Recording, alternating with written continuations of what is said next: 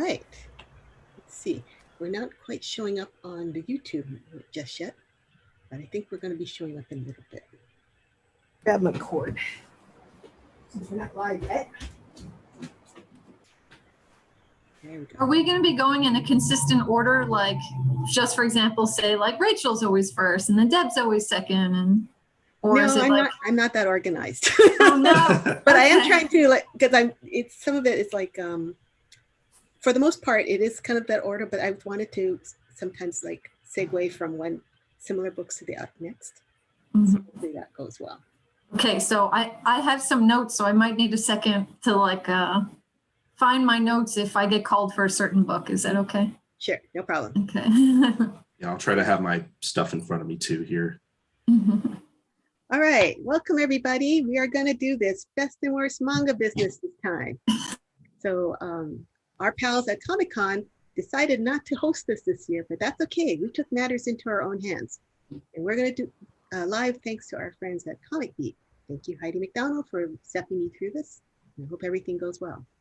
So before we get started, let me give you all a chance to introduce yourself to the audience. So let's start with, let me go ahead and try and get this thing going. Share screen. This one. Sure. Okie dokie. So, can you see the screen now? Yeah. Yes. All right. So let's start with Brigid. Brigid, why don't you introduce yourself? Hi, I'm Brigid ALverson. I started writing manga blog in 2005 because my kids were reading manga and I got hooked on it. And now I write for Publishers Weekly, School Library Journal, ICV2, Smash Pages, and I read a lot of manga. All right. Mostly for fun. Awesome. All right, Colton, you're next. Hi, I'm Colton. You can find me on Twitter at SniperKing323. I am one of the hosts of the Manga Merrick's podcast at allcomic.com, where we basically talk about manga every week, not just what we're reading, but anything happening in the industry, new licenses, new series, sales stuff, all kinds of whatever we can cover in like 2 to 3 hours or so. That's usually how long our shows run, but that's basically it for me. That's awesome. All right, Jillian, how about you? I'm Jillian Ehlers. You can follow me on Twitter at JRLibrarian. I'm a school librarian in New York City and the Japanese Culture and Manga Special Collections Librarian for New York City.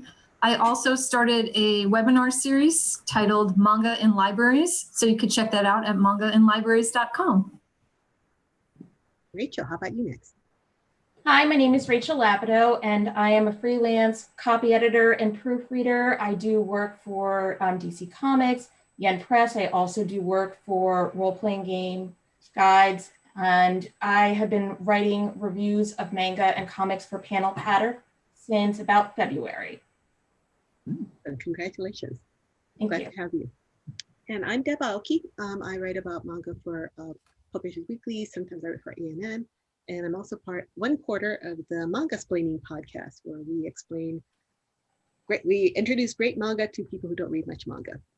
So in light of that, this is, let me get to the next part, which is, here's the rules of the best and worst manga. Let's see. Oops. Yeah. All right. The rules of best and worst manga is everybody is asked to pick one favorite manga for each category. For the best new manga, it has to be, the first volume has to be out in either print or digital between July 1st, 2020 and July 2021. Same thing goes for best continuing series. It's a little bit different. It has to have at least one new volume out between July 1st, 2020 and July 2021. We also have a category called Most Anticipated, which means it's a manga that is already announced and is going to be published at sometime between anytime after July 2020 and beyond. We also have a category called Most Wanted, which is for unlicensed or it hasn't been yet picked up for English publication. And everyone's favorite category is the worst manga. The worst manga is probably something that got released within the last year that you thought, oh my God, they wasted trees on this. But the other part is the other aspect of best worst manga is that sometimes people don't have a pick for each category. I totally understand. some categories are a little harder than others, in which case the extra pick gets defaulted to whoever wants it. So sometimes there's a bonus pick. The other rule about best and worst manga, and this comes because we typically are at San Diego Comic-Con, where we are set to like a 50-minute time slot, is we give everybody 1 minute to sell the audience on your manga. So the idea is that you have 1 minute to explain to people in the audience why this is a great manga, or in the case of the worst manga, why it's a horrible manga. Okay, and when the minute, you'll hear the bell, and it's your time to wrap it up. And I'm going to be kind of challenged to kind of keep myself honest. So please keep me honest if I go over the 1 minute. Okay, I have a little time on my side. All righty then, let's get to the next part. Oops. All right, first category is best new manga for kids and teens. First one is Colton's pick. All right, well, let's see. Let's get the timer going now. All right, so this is Mashle Magic and Muscles from Hajime Komoto. And the best way I could describe this series, that it is basically what if Harry Potter, or I should say, what if the protagonist of One Punch Man lived in the world of Harry Potter? Because that's kind of the whole gimmick of this thing, is that like it is literally supposed to be kind of a parody of Harry Potter. You can see it in like all the promotional things that like Shueisha's done for this manga in particular.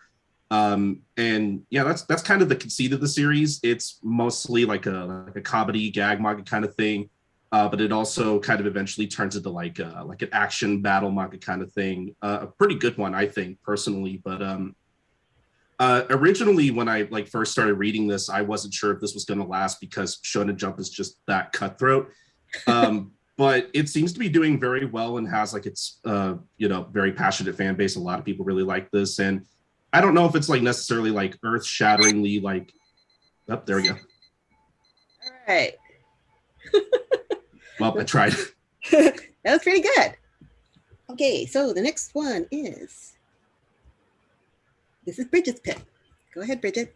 Keep your hands off Aizuken. So the title of this isn't doing it any favors. I initially thought this was going to involve somebody's little sister, but when I found out what it was about, I jumped in, and I'm really glad I did. It's a manga about 3 teenage girls who want to make anime, and it's like Genshiken without the nerdiness. It's like Bakuman without the otaku-ness. It's about 3 girls who are really into what they like. So the first one is Asakusa, and she's just very enthusiastic about making anime, and her friend Kanamori, she's very enthusiastic about making money, and they make friends with Mizuzaki, whose parents are actors. They forbid her from joining into the anime club, so they start their own anime club, Aizuken, and it's like a ragtag club with like a broken down building as their clubhouse.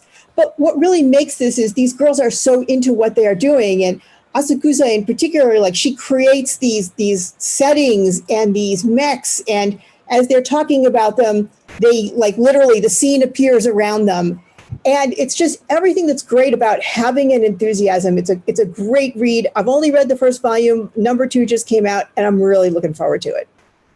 Very good. 8 seconds to spare. Nice.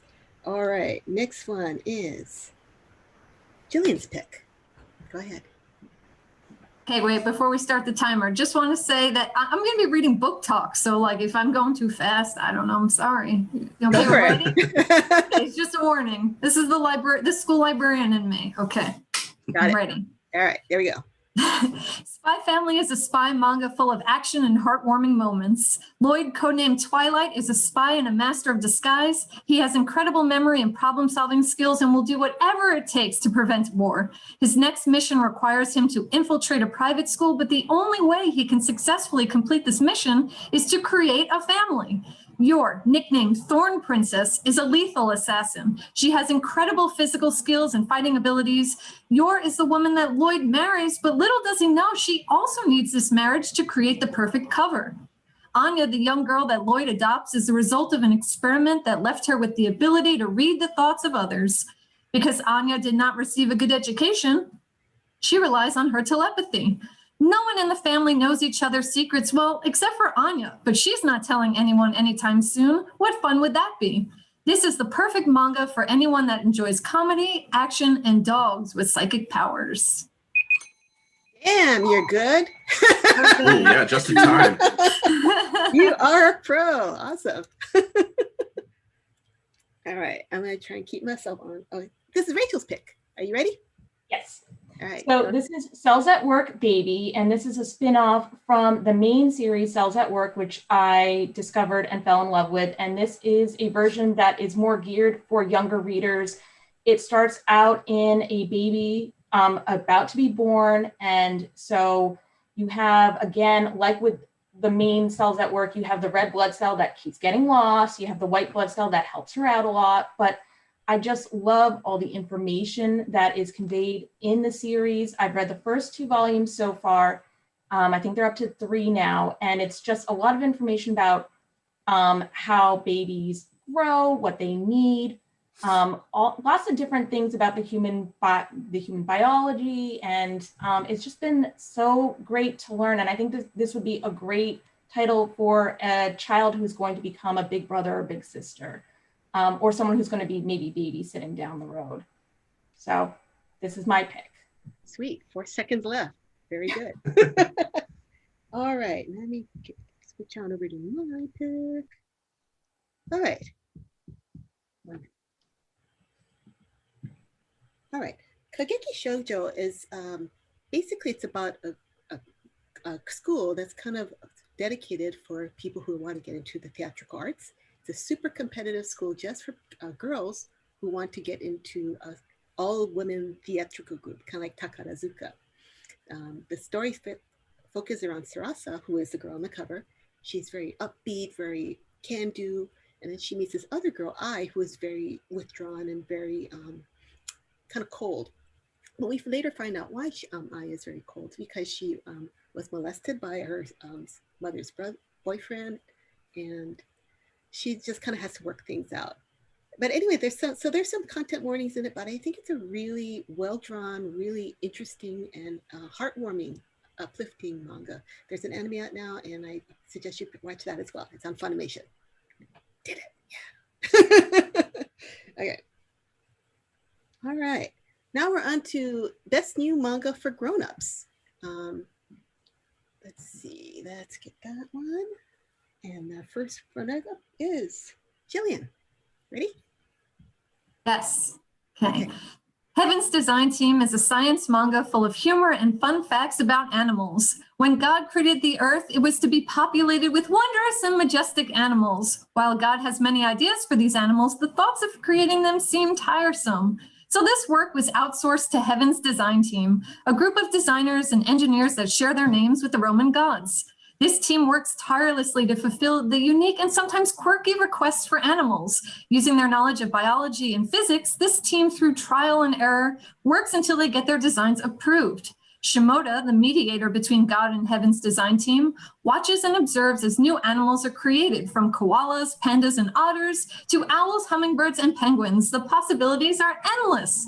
At the end of each chapter, there's a scientific information about each animal. This manga can be used in a high school science classroom or in an undergraduate science course, allowing students to engineer their own animals based on their knowledge of the science of the natural world. 2 seconds left. Nice. I'm impressed. I gotta say, one thing about Heaven's Design Clubs, I noticed that several of you picked it this year. Anyone want to chime in a little bit about why you liked it? You know what? I would have picked it if someone hadn't beat me to it, because it's hilarious. That's why. Yeah, I would agree. It's hilarious, and again, it's an explainer manga, and I've been huge into explainer manga lately, and yeah, just I love all the different weird facts. Giraffes eat pigeons sometimes. Who knew? I love that. And the anime is really fun too. So yeah, even though we put out as a grown-up title, I do think it's appropriate for kids, right? Well, I started reviewing it that way for a school library journal, but there's like one chapter where they just talk about penises the whole time. Well, that's a little bit like, like it's fine. It's scientific discussions of penises, but it wasn't something that I could like wholeheartedly, like, you need to know this before I recommend it. So that's Maybe why for me, it's rather frank. See, that's why we count on you, School Library Journal. I have it recommended for maybe upper high school, depending on the science that they're learning or their sex education classes. You just don't want them dissolving into giggles and missing the point, which actually would happen with this anyway, because it's hilarious. All right, awesome. Okay, and this is Colton's pick. Go ahead. All right, so this is Pop Life from Minami Kyuta, a little like josei comic from Starfruit Books, and I think it's one of their first releases. I mean, in general, I really like a lot of Starfruit Books' stuff, but Pop Life in particular is basically about these two women who are kind of forced to live together and kind of help each other, like take care of their children. It's kind of a snapshot of their life, just kind of living together in a particular situation. Just it's a real like slice of life kind of thing. Like sometimes it's a cooking manga, sometimes it's a sports manga. Sometimes it's a manga about like grieving the loss of our loved ones. It goes a lot of places, and the art is also something that like I've never seen. It's got a really interesting style that's like kind of hard for me to like describe and talk about. But I would say this is definitely like a very grown up book, especially for people who maybe are like kind of estranged from their families and kind of making their own community and all that kind of stuff. I just thought it was very good. Good job. All right. Nice. And thank you for spotlighting a small press. I think that's really cool. Yeah, no problem. But like I said, I love Starfruit Books, and I can't wait for them to like release more Minami Kyuta stuff in particular. Awesome. All right, next is Bridget's pick. Let's go. So is a sad manga about death, which means it really, like last year was not the best time to release it. But it's also great. And if you're up for it, it's well worth a read. It does end on a hopeful note. It's about a woman who discovers on the first page, Tomoyo, she discovers on the first page that her best friend has committed suicide. And she's like, wait, what? And they're both 26. So her best friend was, and we see this as the story unfolds, was horribly abused as a child. So Tomoyo steals Mariko's ashes from her drunkard father and runs off to the beach. Well, runs off to scatter them on a beach, but she has no plan because she's just a mess. She can't stop crying. She's chain smoking, and she works through her grief. Like all kinds of terrible things happen. Her backpack gets stolen, and this is a one-shot manga, but she also like meets a kind stranger, and in the end, like she has this dialogue with Mariko, and she realizes that the best way to remember Mariko is to stay living and to remember the things that Mariko gave her in her life. Awesome. Okay, next one is Rachel's. Ready? So this is What the Font, a manga guide to Western typefaces. And this is a pick that I actually learned about on Manga-splaining because I heard about typefaces and I was like, tell me more, because I am that kind of person.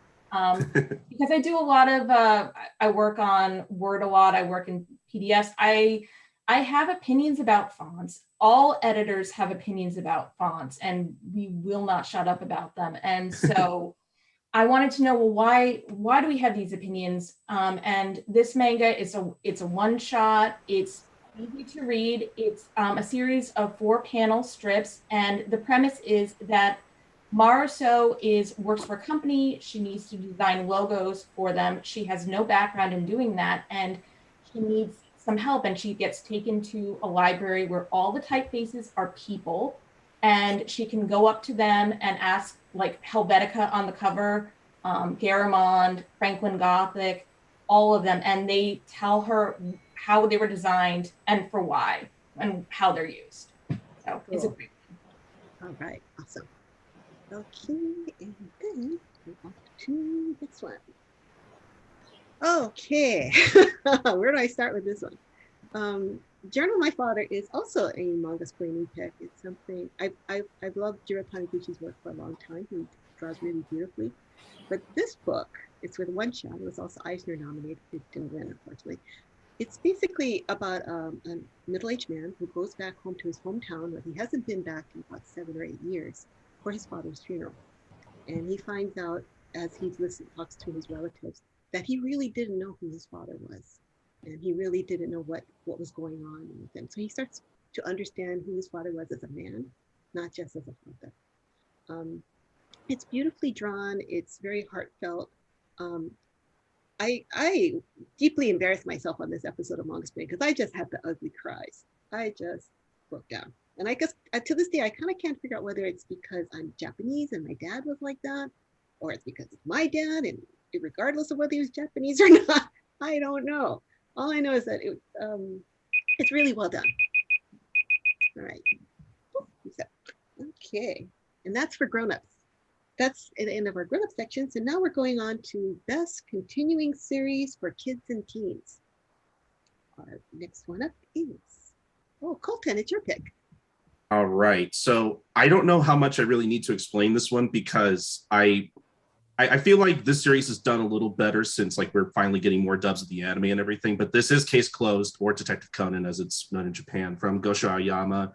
If you don't know what this series is, basically it's about a teen detective who basically gets turned into a small child by these two men in black from a secret organization now that he now has to like find out the identities of and like how to turn back into a kid. But the thing about Detective Conan is that the plot is mostly just a bonus. Really, it's just an excuse for Aoyama to do these like really cool mysteries every week. And it's also the perfect thing that like, despite its length, you could just kind of like pick up and put down whenever you want. Like, admittedly, I'm not as far into Conan as I would like to be. I'm only about like maybe 24-ish volumes in out of like close to 100 at this point. So it's very long. But it's just a cool mystery series, despite some of like the violence at the very beginning. That's the problem with this book, right? Because I want to recommend it to kids so bad, but there's so much murder. There is a lot of murder. Yes, it's very violent in the beginning, but I think it kind of like tones itself down like the further you get on. So I don't know. I would feel comfortable giving this to like a 13-year-old, somewhere around there, you know. A morbid kid. Yeah. Just it's just a step up from Encyclopedia Brown, let's say. Basically, yeah. All right, on to the next one. This is Jillian's pick. You ready? I first want to say that the final volume comes out next month, and I'm not okay. Oh. But I understand, things have to come to an end. It's just something we have to accept. But okay, I'm ready. The Promised Neverland. The Promised Neverland is a fantasy manga full of macabre and bone-chilling thrills. The children at the Gracefield House Orphanage live a comfortable life with access to food, clothes, education, a safe place to sleep, all under the care of mom. While the Gracefield House Orphanage might seem wonderful and magical, the truth is that the world outside is dark and dangerous. The year is 2045, over 1,000 years after an agreement between humans and demons were made called the Promise. Humans get to live in their own world free from the threat of demons, while demons live in their own world where human breeding farms known as orphanages are set up to provide food for the demons. One night, Emma and Norman, under the cover of dark, they uncover the twisted truth behind their existence. With Ray, they make a plan to escape beyond the gates of the Gracefield House Orphanage into the outside world. This escape is filled with dangers, full of demon encounters. How will this adventure end? How will it end? Keep going. Oh, I did one last thing. While this manga can be seen as a social commentary on a few things like the education system in Japan or factory farming, the mangaka was just really influenced by folklore from around the world. All right. Yes. All right. This one's my pick. Keep going. Let's see, where did it go? There it is. I lost my timer there for a second. Right, Kokyo Revengers. Now, what can I say about this one?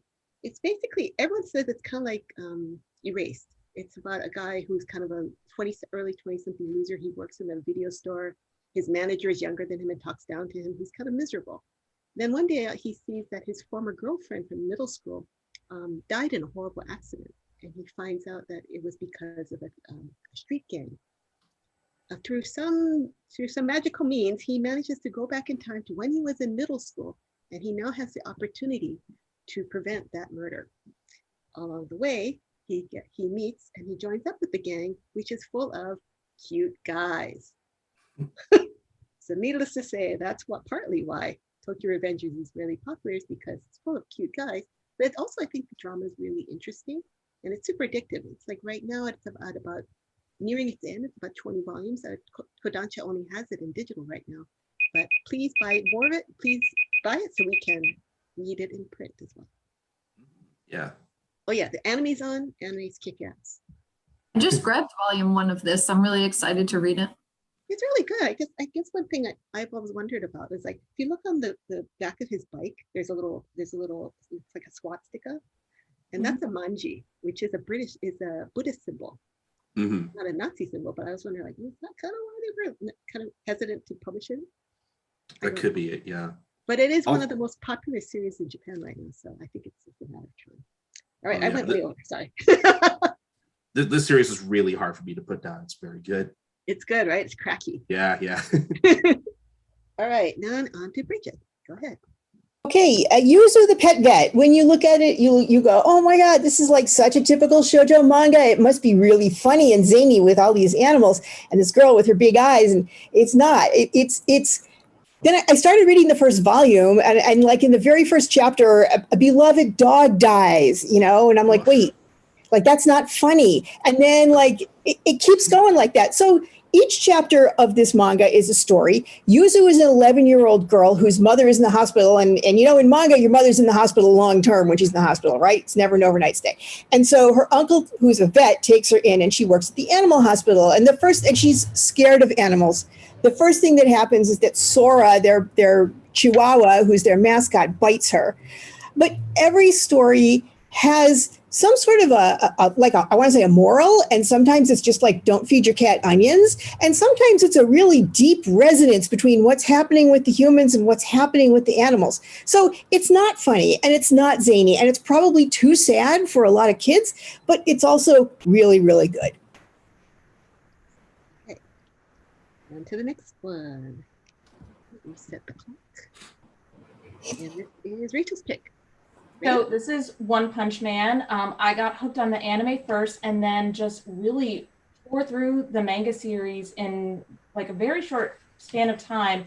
What I like about this series is that Saitama, who is the Ipana's One Punch Man, he is not the typical hero. He's not trying to get revenge for someone who was killed. He doesn't have like a strong moral code. He's not Batman. He's not Superman. He just is kind of a hero for fun. And the way the world is built up, it's built up in the characters. They have very interesting names and abilities and fight styles. And I love, sometimes the art gets really good in this, and there will be just really descriptive scenes, like with wordless scenes where we get to see a lot of like just impending doom coming.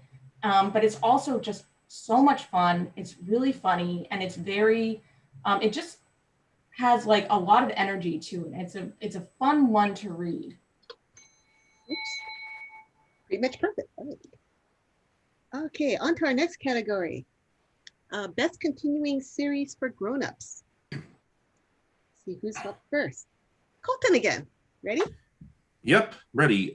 This is Gambling Apocalypse Kaiji from Nobuyuki Fukumoto from Denpa Books. If you've never heard of this, it's basically about this loser guy who gets into huge debt thanks to his old coworker making him co-sign a loan and then running off to leave him with all the debt. And now he basically has to go through multiple like life and death gamble game kind of things in order to like make as much money as he can to work off that debt. And I said this about Tokyo Revengers earlier. This is another series that is like, once you start reading it, it's really, really hard to put down. And, these are coming out in like omnibus edition. So there's like 2 volumes or so per volume or whatever. And it's so good. Like I got into this through the anime. And I think if it weren't for the fact that I had to like go to work the next day, I probably would have at least finished like the first like half of the season. Like it's like Breaking Bad levels of good. Awesome. Okay, next one is my pick. Let me reset the clock. All right, Blue Giant. Technically, this should have been under Best New Manga for Adults, but I cheated. Sorry. Hey, you run the event. It's fine. Blue Giant is basically about a high school boy named Dai. He lives in Sendai, and he discovers and falls in love with jazz. He gets a tenor saxophone from his brother, and he puts everything he's got into learning how to play. Jazz just moves him just that much. Eventually, as the series progresses, he moves to Tokyo, and he just gains more experience and meets more people.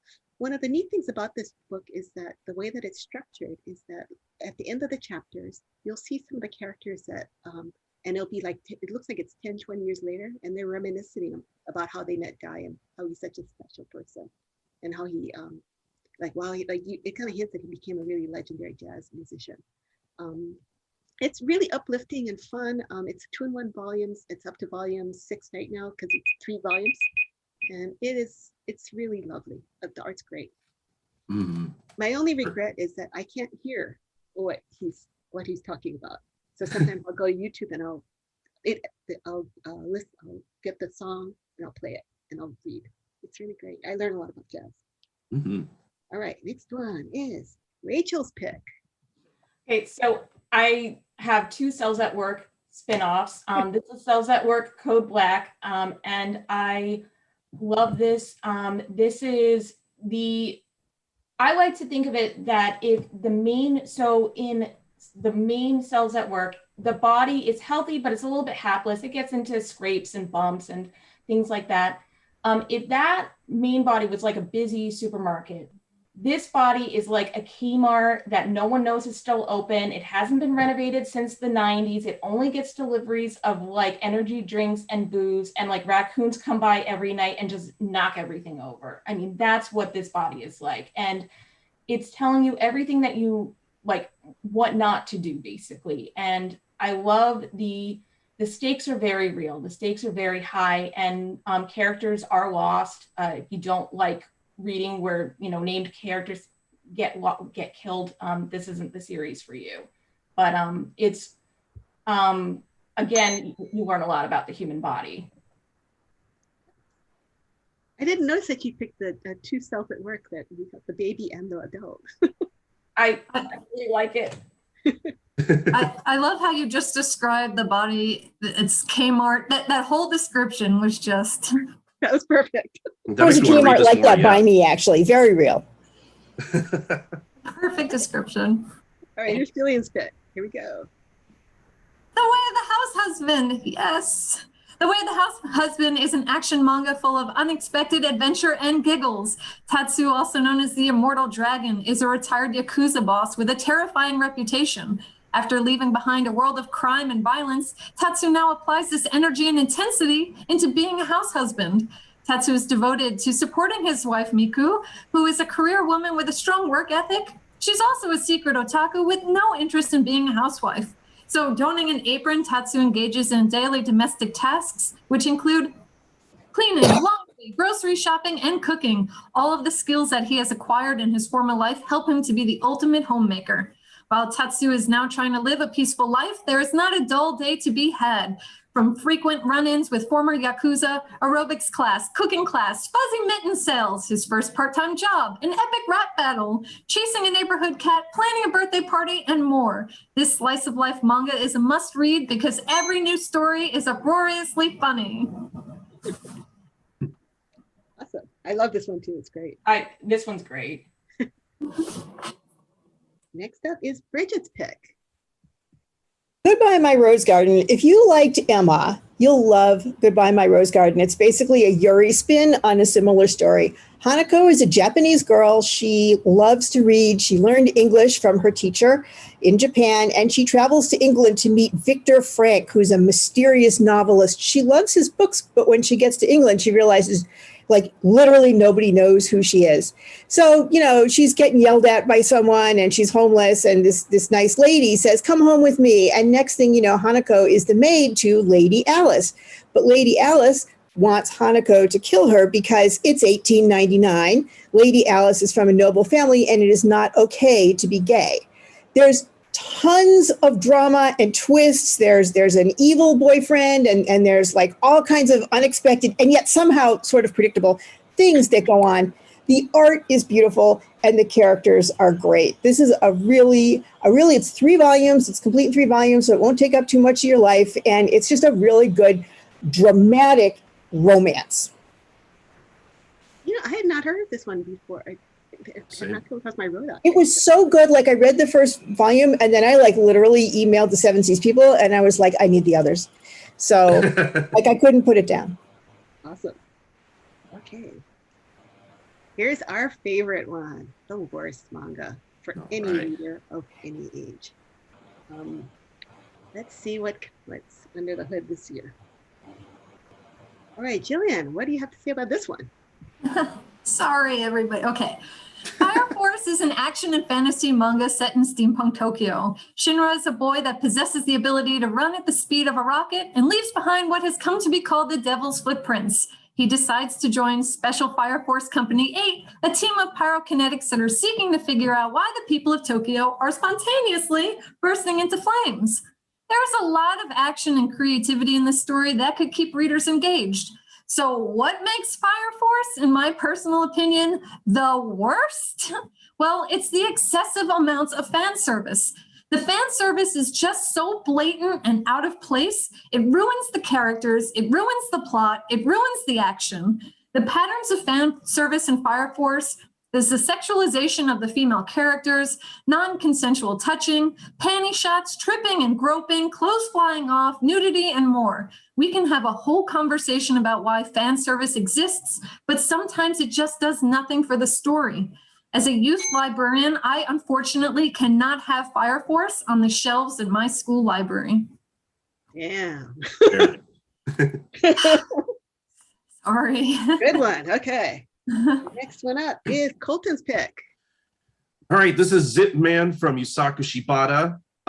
Ran for about 17 chapters in Shonen Jump, so about 2 volumes, basically about this kid named Kaname who loves tokusatsu and basically wants to be like a tokusatsu hero, but he gets the chance to when he finds out that first off that his brother dies, but also is absorbed into this new suit that he made, I guess, and he ends up becoming a hero and fighting against the organization that turned his brother into this tokusatsu suit. And the reason I picked this, admittedly, I don't think it's actually a bad manga, but the thing was, I was really excited for when this was announced because I like tokusatsu and I like the idea of a tokusatsu manga, but it just doesn't really stand out. Like, you could tell that Shibata really loves tokusatsu and that shows, but like it's just not, again, it just doesn't stand out to me. And honestly, I didn't even finish it when I read it week to week originally. It just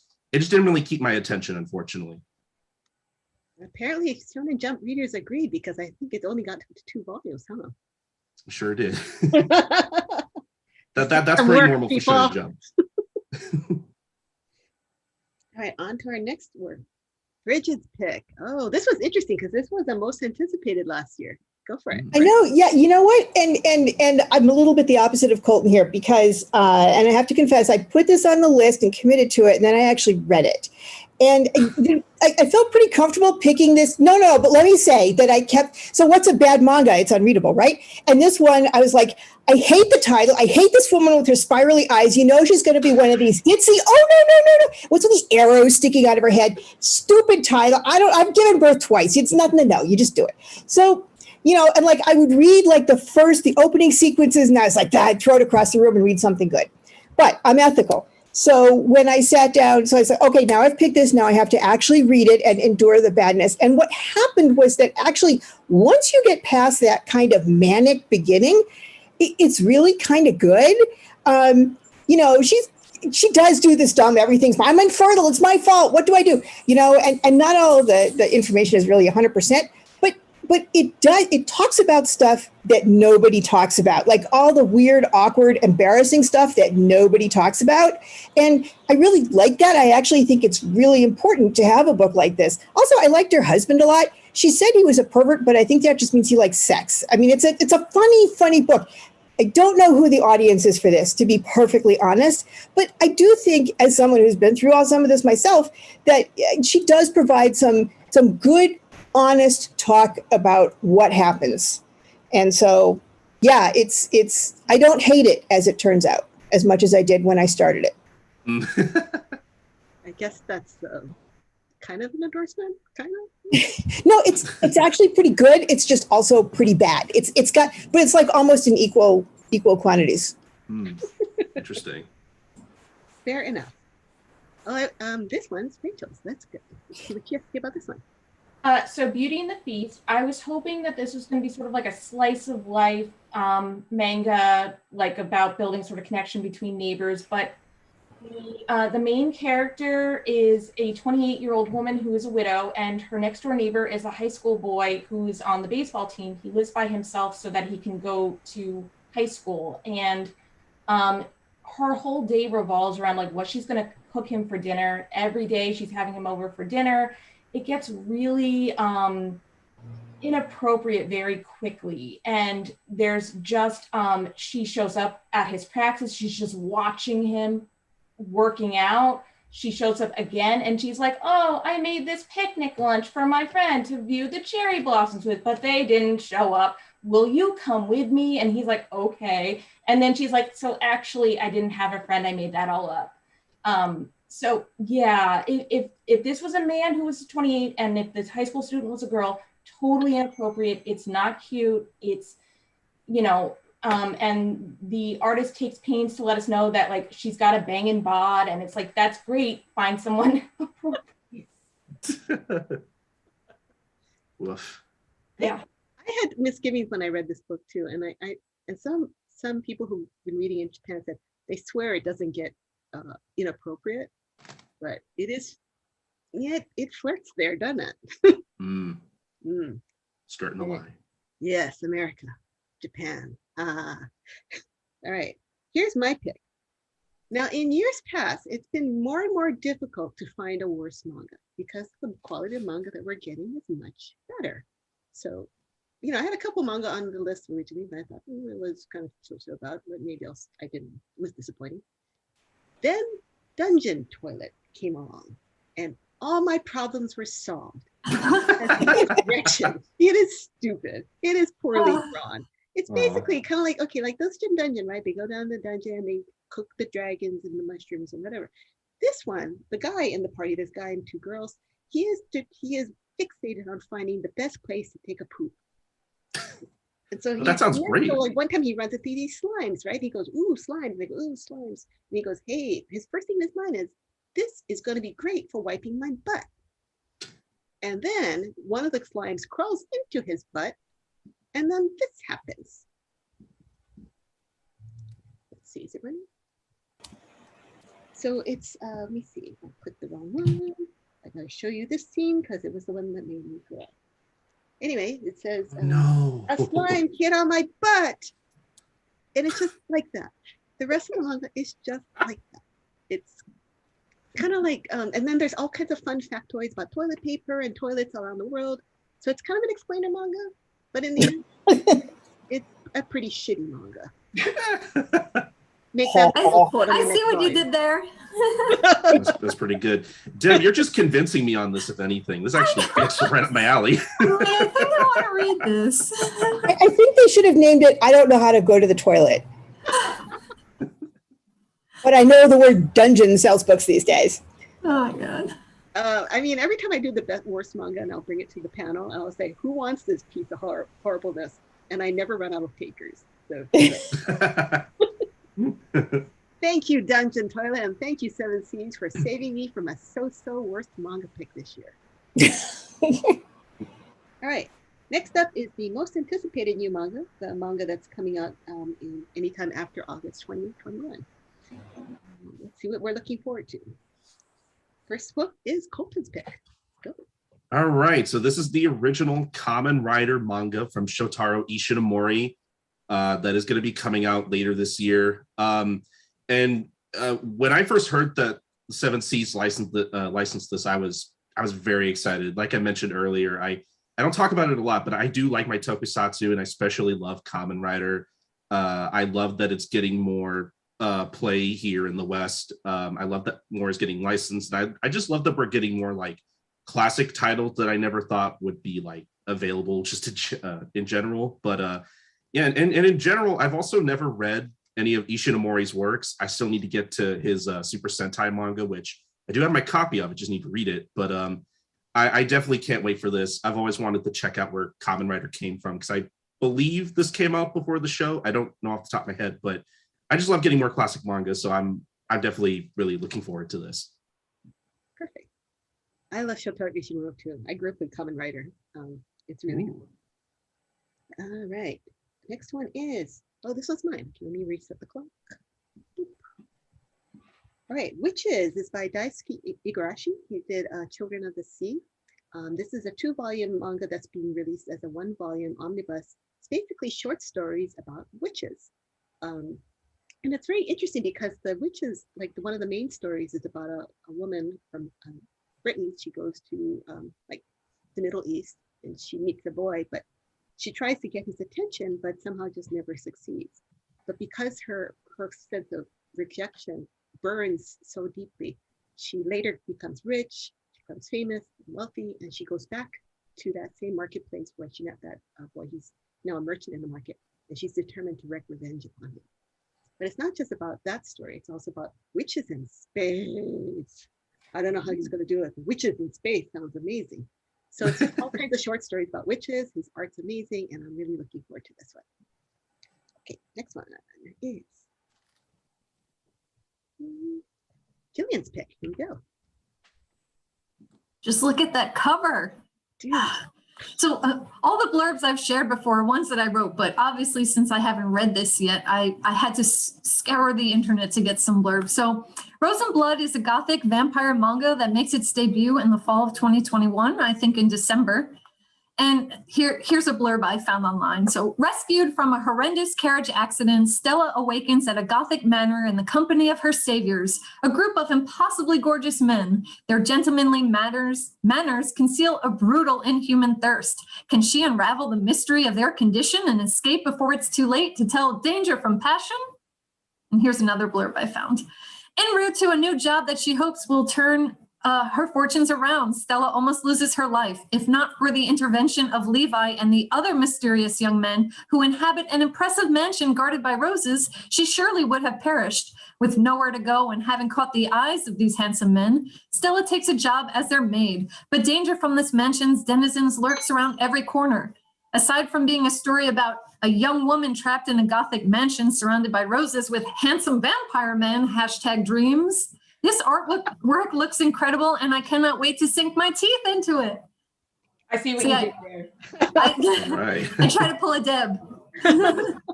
That is super check. That looks pretty checksy, boy. All right, next one is Rachel's pick. Very intriguing one. Let's go. So this is from Kodansha. This is Emma Dreams of Stars, and so it's based on like the real life.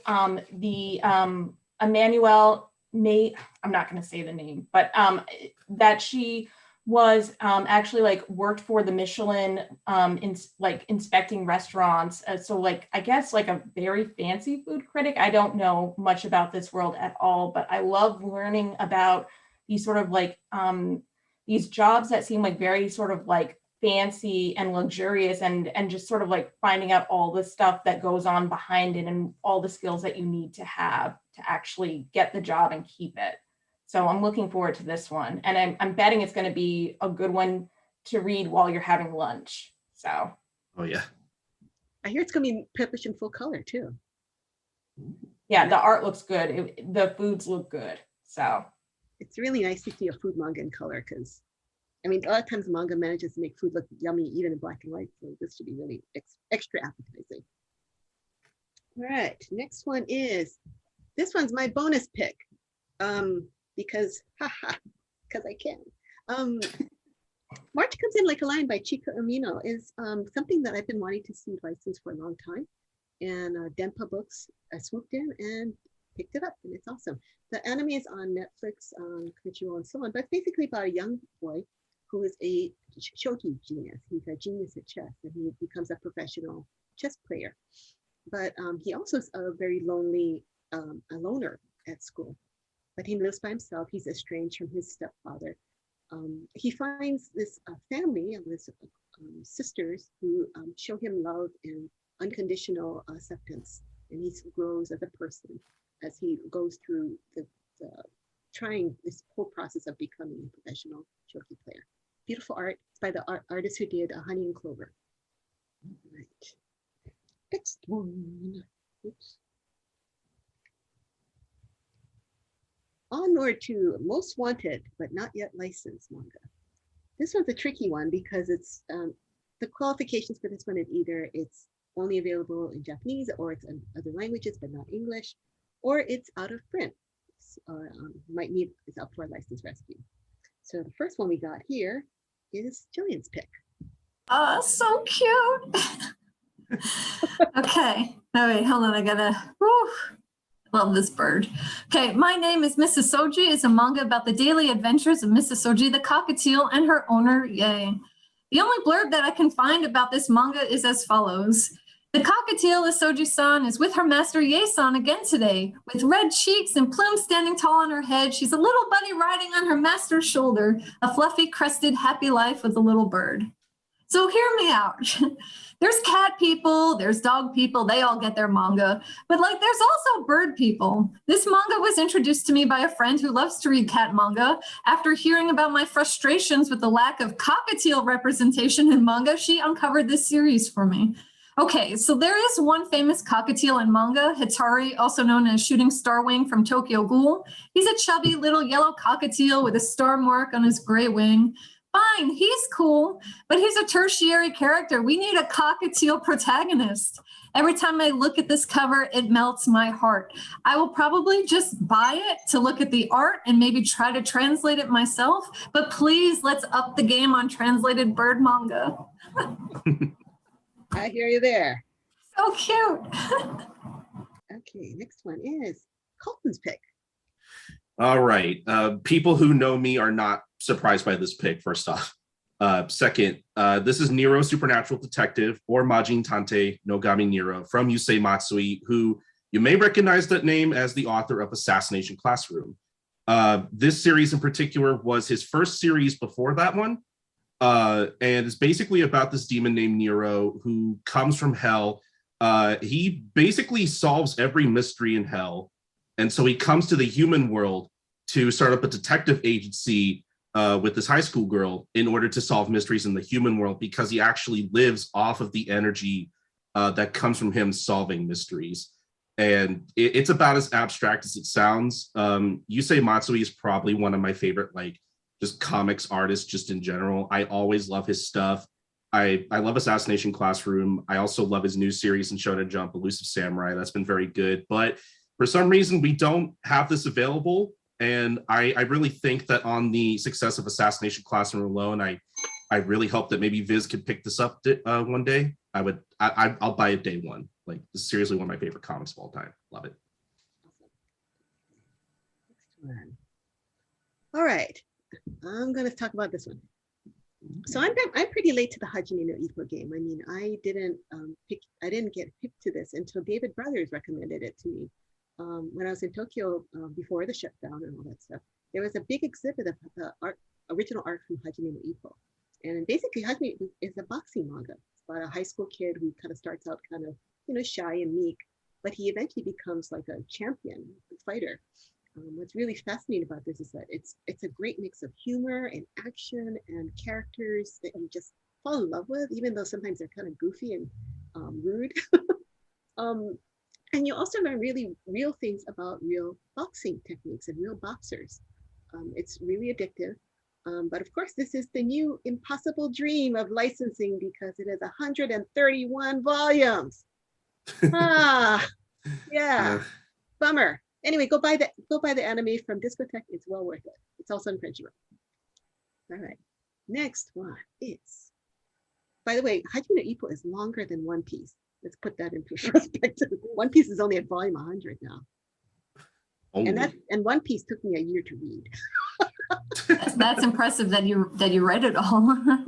Okay, so my bonus pick for this one is Seeds of Anxiety, Fuan no Tani Plus. It's basically a horror manga that I encountered when I was a judge for the manga translation battle, but it's a series of short stories about urban legends. And it's kind of like creepypasta, kind of like Slender Man kind of stories. It's super creepy and super strange, and they're just very short and well drawn and very unsettling. And the way I figure it is like, if Junji Ito is practically its own sales category, let's get more horror manga into the shops. All right. Next one is, now we're into the underrated but awesome manga. This is manga that maybe came out, didn't get a lot of hype, but we think you should check them out anyway. Next one is Colton's pick. Go for it. All right, Astro Lost in Space from Kenta Shinohara. Again, besides Yusei Matsui, another one of my favorite comic artists of all time. I really love his stuff.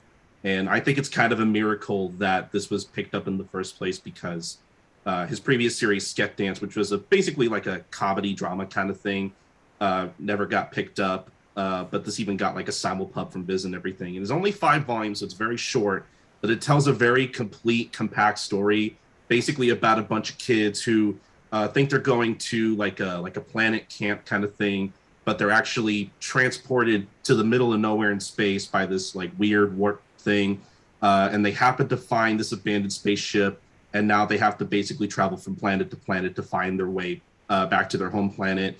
I can't say too much about this without like just giving everything away, because it's really something that you need to read to like experience, to like get the full experience, because there's a lot of conspiracy, there's a lot going on that like it's just there's a lot going on. I don't know how else to put it. It's just very good. More people need to read it.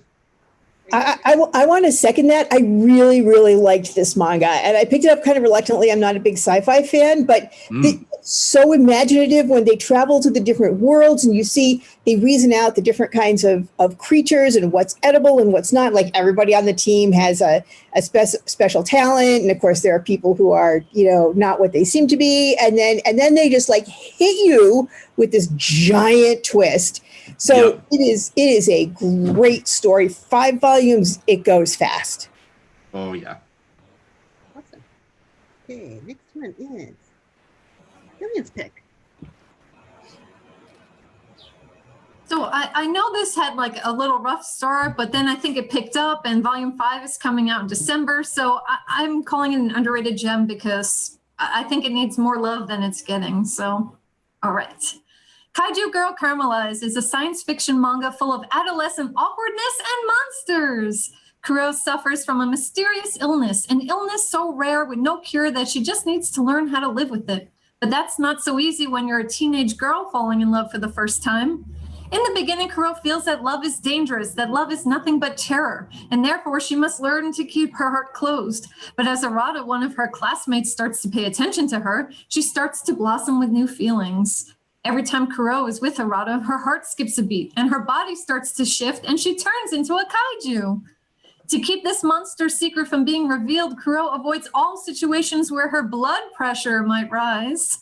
Kuro worries that Arata will never accept her for who she truly is. She starts to feel courageous in love and begins to see the world in color, a world that always looked so gray.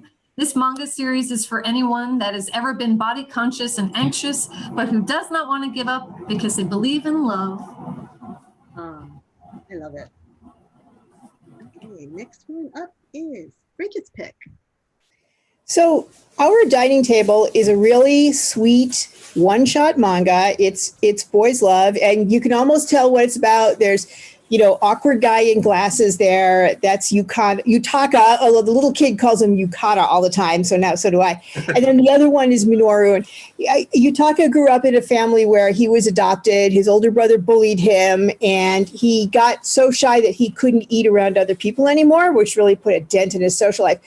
Minoru and his little brother Tane, their mother died, and they're living with their father, who is like my favorite character in this whole manga because he drinks too much and he talks too much and he cooks really badly, and he's just like great comic relief. And so Minoru isn't a very good cook, and Tane really loves Yutaka, so he invites him over to make onigiri, and pretty soon they're just like getting together for all the holidays and then all the meal times. And the biggest thing is, of course, that both of them are too shy to tell the other how they feel, and it's very sweet and emotional, but it's just a fun slice of life boys' love story. All right. Let's go to Rachel's pick. So this is Kakaishi, and this is published by Viz. I think it's not in print right now, so I've been getting them used, but so I'm maybe like kind of going off the guidelines a little bit. But what I like about this series is it's about two teenagers. So Yoshimori, who is the young man here, and then his next door neighbor, Tokini, who is 2 years older than him. And they both use kekai, which is sort of like this kind of magic where they create boxes. And they use these boxes to capture and destroy spirits who are coming to the like hallowed grounds of their high school, seeking energy. And I really like the relationship of Yoshimori with his family. He's into baking a lot. He dreams like making cakes all the time. It's really great to see a male character presented in this way. And I like the fight scenes. So if you can find it, this is a great one. It is available on digital, by the way. So That's true. Yeah. nothing stopping you there. Yeah, I've been doing the people I'll ones say back. like Kekaishi is good for if you want something like Demon Slayer, but without as much beheading. Mm. Kind Yeah. of. Yeah, It this is is definitely on my list. Yeah, it's a good one. Super satisfying. All right, my unsung gem is another manga, a music manga. It's called Those Snow White Notes by Marimo Regawa. It's from Kodansha, and it is Marimo Regawa did Baby and Me. She also did some boys love manga like New York is coming out from Yen Press. But this is basically about a high school boy who grew up with his grandfather and his brother in rural Akita prefecture, learning how to play the shamisen. His grandfather was practically godlike as a shamisen player. And Setsu is trying to find his own voice, his own sound. He moves to Tokyo after his grandfather dies and then meets people who help him discover himself as well as his sound. One of the interesting things about this manga is that by itself, it doesn't quite work. It's really hard to imagine what shamisen sounds like just by reading the manga. But the anime came out this spring, and you can watch the anime and listen to the music, and it just makes everything clicks into place. It all makes sense. I will say that the anime does clarify a lot of what's in the manga. It kind of tightens it up. Some of Marimo Regawa's story goes a little bit off the rails, but it's a really wonderful manga, and I hope everyone will pick it up.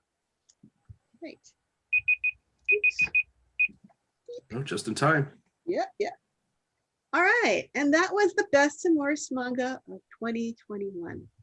Thank you so much to everyone for joining us, and I hope we get to do this in San Diego sometime. Thank you, everybody.